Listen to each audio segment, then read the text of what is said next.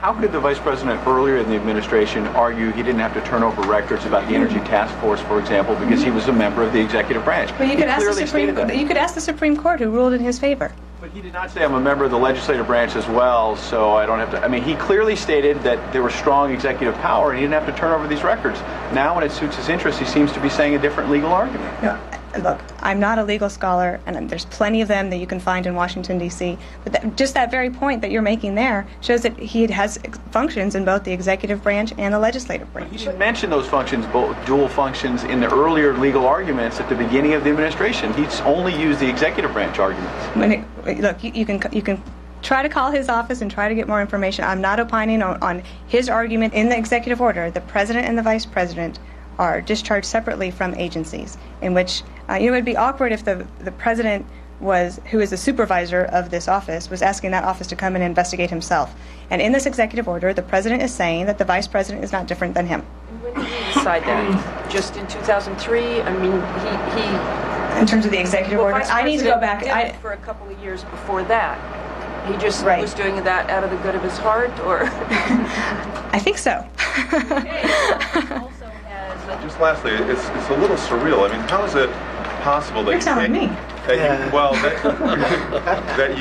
that you can't give an opinion about whether the vice president is part of the executive branch or not? Look, all I know is that it's a little bit like someone saying, "I don't know if this is my wife or not."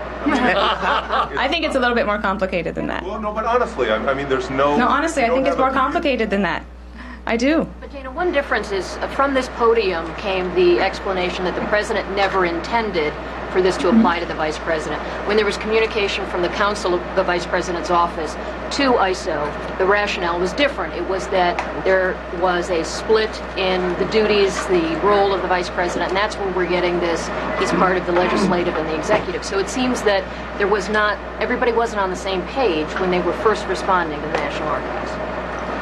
I don't know that to necessarily be true, but I can see if I can get from the vice president's office more of an explanation, because they could have been thinking of one and the same argument, and I don't have the legal mind that can draw those two together. For 200 plus years, everybody from civics class on up has had a certain understanding of the way our government works.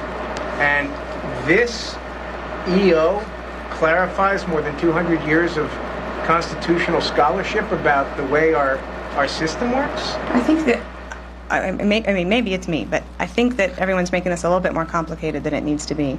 The president writes an executive order. He says to agencies... Where the vice president says that there's a question about whether or not he's part of the executive order.